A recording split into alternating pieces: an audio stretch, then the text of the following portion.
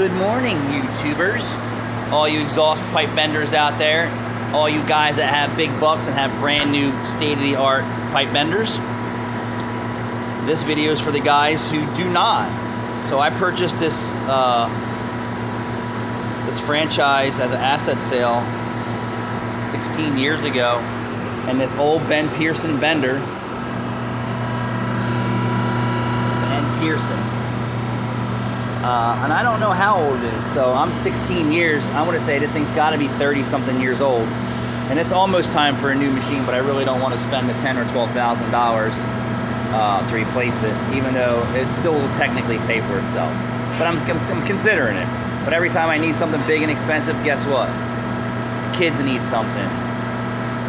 I need something. The house needs something. You guys know how it all goes. Anyway. I tuned this bender when I first came in because it bent like shit. And what I mean bent like shit, if you see this, that. All right, so if you did little bends with it, if you did a 20 or a 40 or a 30 or a 60, it would be okay. The problem is this head's worn out, the bushings are worn out, this piece is worn out. Plate's worn out underneath, and I'm going to show you a little bit more.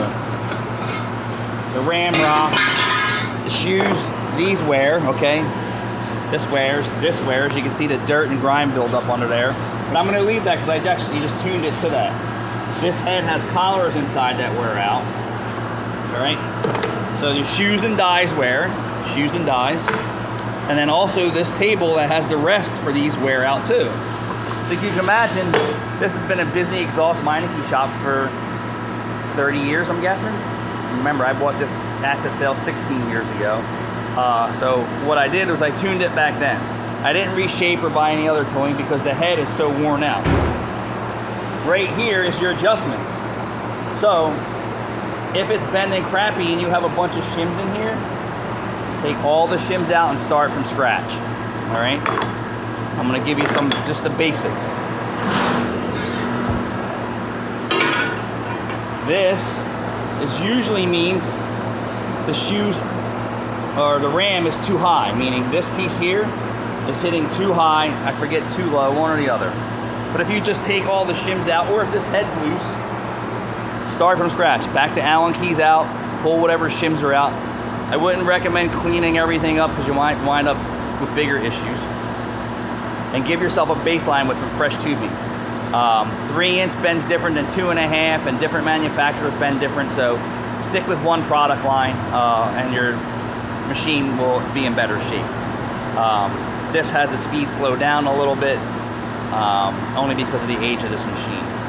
But start there. So when I got to this thing, there was 2 shims here, 1 shim here, the head loosened up, and 2.5 was bending really bad. 2 1/4 barely showed up, 2-inch, 1 3, and so on and so forth. Smaller really didn't have a problem bending 90 degrees or greater, but 2.5 and 3-inch, you can see as I was testing. So I started over here. I started with a full press 90, and you can see the crimp. And you can see how the back shoe was sitting. It hit low. Okay.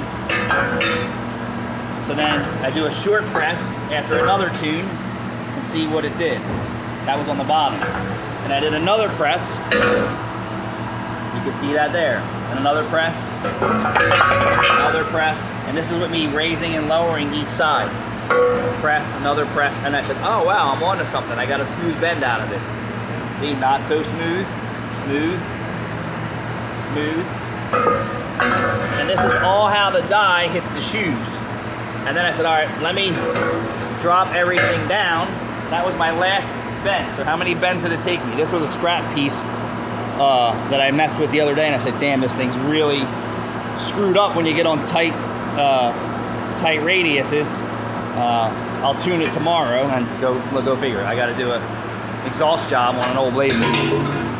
So 1, 2, 3, 4, 5, 6, 7, 8 bends on a 10-foot stick. I dialed it in for 2.5. But you have to play with this adjustment back here.